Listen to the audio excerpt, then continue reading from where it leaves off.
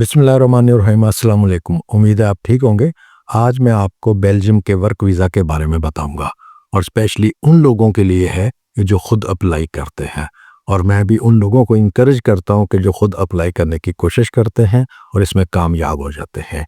आज मैं आपको इसमें पूरा प्रोसेस और जो रिक्वायर्ड डॉक्यूमेंट्स हैं उनकी लिस्ट और रेलिवेंट वेबसाइट और रिक्रूटमेंट कंपनीज की लिंकेजेस और नाम बताऊंगा। आपसे गुजारिश है कि आप पूरे ध्यान से और मुकम्मल वीडियो देखें ताकि आपको पूरा प्रोसेस समझ आ सके कि क्या तरीक़ाकार है और क्या क्या रिक्वायर्ड डॉक्यूमेंट्स कहाँ कब कब आपने अपलोड करने हैं और कितना खर्चा होगा आपका और कितना टाइम लगेगा वीज़े में। तो लिहाजा आप वीडियो को मुकम्मल देखें। जी, मैं हूँ जाहिद ज़हूर और आप मेरा YouTube channel learn with Zahid देख रहे हैं। बात कर रहे थे हम बेल्जियम की। तो बेल्जियम में जो वर्क वीज़ा है इसको डी टाइप वीज़ा भी कहते हैं। उसका प्रोसेस मैं आपको बताऊंगा। सारी डिटेल मैंने डिस्क्रिप्शन में भी लिख दी है और आपको स्टेप बाय स्टेप आपकी लैपटॉप की स्क्रीन पर लेके जाऊंगा और उसमें डिटेल भी आपको बता दी जाएगी। जी, सबसे पहला स्टेप जो होता है वो है आपको जॉब सर्च करने का और अपना एम्प्लॉय ढूँढने का। तो उसके लिए जो हम देखते हैं कि कौन-कौन से अदारे, कौन-कौन सी कंपनीज़ हैं हायरिंग करने की जो आपको एम्प्लॉयर भी ढूँढ के देती हैं और आपको जॉब भी सर्च करने में सपोर्ट करती है।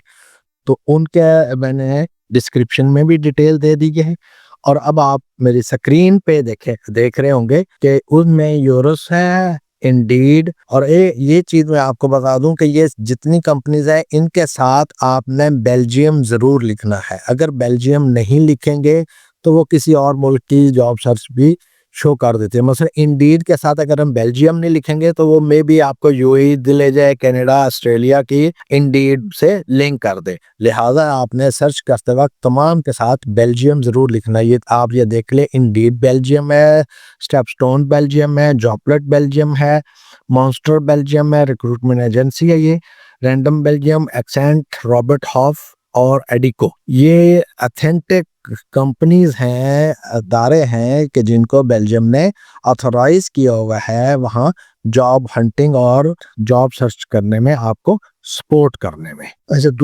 दूसरी जो बात है वो ये है कि जब आप वहाँ जॉब सर्च करते हैं तो आप बेल्जियम जब लिखते हैं तो बहुत वसी और वास्ट हो जाता है। आप कोशिश करें कि वहाँ के जिस शहर में आप जाना चाहते हैं वहाँ उसका नाम लिखें और वहाँ पे सर्च करें।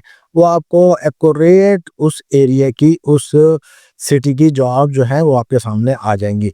मसलन के या आपने अगर करना है, या आप स्क्रीन पे देखें, आपको फिर स्क्रीन देखनी होगी कि वहाँ मैं 3 सिर्फ एग्जांपल्स दी हैं और उनके प्रॉपरली लिंक दिए हैं कि अगर आपने इन शहरों में अप्लाई करना है तो इन शहरों में ही अप्लाई करें। आप वर्क परमिट जो है या वीज़ा जो अप्लाई करेंगे अब रैंडमली ना कर लें।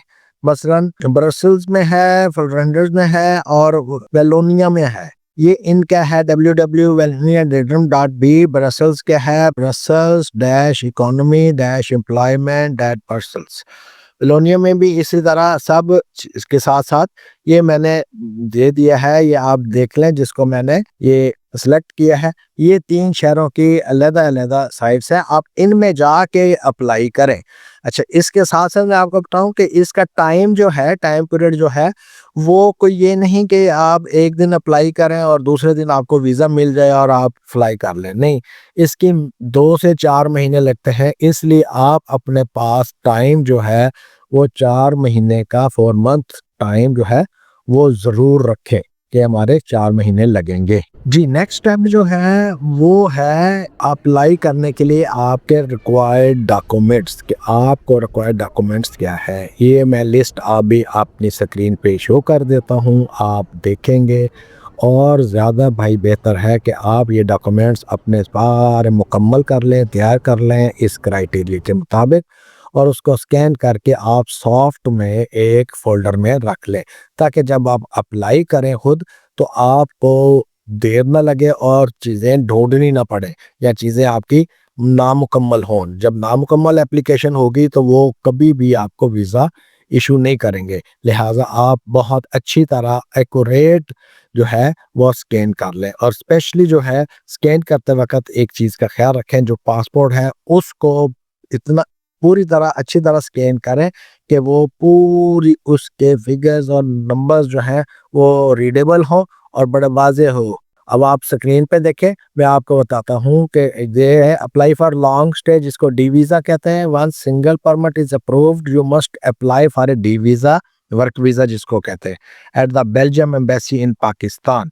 जब आपको डी वहाँ पे वर्क परमिट मिल जाता है तो आप वर्क परमिट से मुराद के आपको वर्क वीज़ा मिल जाता है, तो आप ये वाले रिक्वायरमेंट डॉक्यूमेंट जो है ये एम्बेसी में जमा कराएंगे तो आपको प्रॉपरली वीज़ा इशू हो सके। वैलिड पासपोर्ट है with in last 12 month validity. ये पासपोर्ट जिसकी कम से कम एक्सपायरी जो है वो 12 महीने यानी कि 1 साल रहता हो। Belgium work permit approval letter, जो आपको वहाँ से जॉब कॉन्ट्रैक्टर जो है वो आपको कॉन्ट्रैक्ट होता है, वहाँ पे जॉब ऑफर लेटर मिलता है, उसकी कॉपी। पुलिस क्लियरेंस है, पुलिस वेरिफिकेशन सर्टिफिकेट जिसको कहते हैं, ये वो है, आपने पुलिस वेरिफिकेशन सर्टिफिकेट बनवाना है। Medical certificate from authorised doctor, हर एम्बेसी ने, हर मुल्क ने अपने जो है वो ऑथोराइज्ड डॉक्टर, ऑथोराइज्ड लेबोरेटरीज हैं, वहाँ पे आपने मेडिकल सर्टिफिकेट बनवाना है। वीज़ा एप्लीकेशन फॉर्म है, जब आप उनकी वेबसाइट पे जाएंगे तो वहाँ वीज़ा एप्लीकेशन फॉर्म खुलता है, वो आपने पूरा फिल करना है। पासपोर्ट साइज फोटोज़ है, ये अक्सर जो है वो वाइट बैकग्राउंड की तस्वीरें लेते हैं और बड़ी वाज़ेह हो। और मैं आपको बताऊं, उसको लोग मजाक समझते हैं कि वो सबसे ज़्यादा जो है फोकस करते हैं कि आपका चेहरा बिल्कुल स्ट्रेट हो, इवन के दोनों कान आपके नज़र आ रहे हो और बिल्कुल स्ट्रेट हो, बिल्कुल आपका चेहरा लेफ्ट राइट ना हो।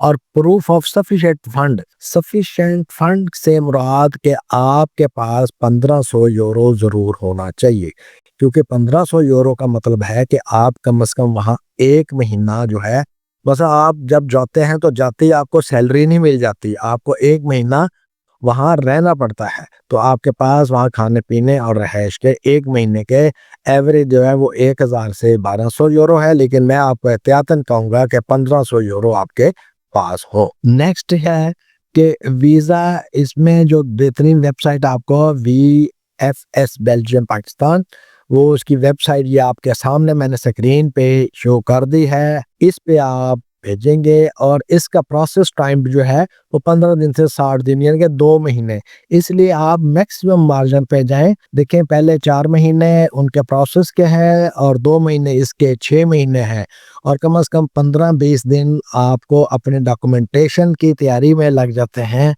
इसलिए भाई मैं टाइम के हवाले से आपको कहूँगा कि जब आप प्रोसेस शुरू करें उससे कम से कम 7 महीने का मार्जिन रखें। लोग कहते हैं कि जी टाइम कितना लगेगा, तो भाई कम से कम 7 महीने ज़रूर लगेंगे ये सारा प्रोसेस करते हुए। अब मैं आपको बताऊं कि इस पे आपकी टोटल कास्ट कितनी आती है। टोटल कास्ट मैं एक स्टेप बाय स्टेप बताऊंगा कि इसमें टोटल कास्ट कितनी आती है। ये आपके सामने स्क्रीन आ गई। इसमें देखें जो टोटल कास्ट है ये प्रीवियस एक्सपीरियंस के मुताबिक, जो प्रीवियस लोगों को किया है उसके मुताबिक मैं आपको बताऊं कि वर्क वीज़ा फीस जो है वो तकरीबन 45,000 PKR पाकिस्तान रुपीस है, जो आप एम्बेसी में वर्क वीज़ा की फीस जमा कराएंगे अपने फॉर्म के साथ। अच्छा, वर्क परमिट प्रोसेस फीस जो होता है ये आपने नहीं देनी होती, ये आपके एम्प्लॉयर ने देनी होती है। ये जितनी भी होगी वो देगा, इसलिए मैंने सिर्फ लिख दिया है, लेकिन आप इसको बेयर नहीं करेंगे, वो खुद देगा। अच्छा, मेडिकल एग्जामिनेशन, आपका मेडिकल जो बनेगा वो है वो 10,000 से 15,000 रुपए में है। पुलिस वेरिफिकेशन सर्टिफिकेट जो है वो 1000 से 2000, इसमें कोई पुलिस की फीस सच नहीं होती, ये सिर्फ TCS और दूसरी चीज़ों का मसलन ये मिनिमम मैंने लिख दिया कि अगर आपका एक्सपेंस होगा तो, लेकिन ये 1000 और 1000 से कम भी हो सकता है।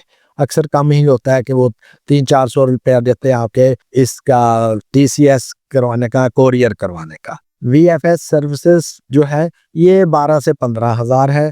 फ्लाइट टिकट जो है ये देखें, ये फ्लाइट टिकट जो है वो 1,80,000 से 2.5 लाख। ये भाई अगर जितनी जल्दी लेंगे वो टिकट उतने सस्ता मिलता है, लेकिन हम वीज़ा मिलने से पहले टिकट बुक नहीं करवा सकते, लिहाजा ये एवरेज होती है। ये फ्लाइट टू फ्लाइट मसलन कि आप किस एयरलाइन पे जा रहे हैं और कब कितने दिन का दरमियान में मार्जिन है। ये राउंड फिगर फिक्स नहीं होता।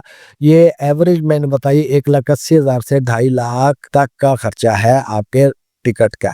इनिशियली अकोमोडेशन एंड एक्सपेंस जो मैंने पहले कहा कि जाते आपको सैलरी नहीं मिलेगी, आपके पास 1 महीने का एक्सपेंस होना चाहिए। वो वही 1500 यूरो तकरीबन बनते हैं, जो 2 लाख से 4 लाख आपके पास हो। लिहाजा आप अगर जाना चाहते हैं तो मिनिमम आपके अखराजात जो है वो राउंड अबाउट 5 लाख से 8 लाख होंगे।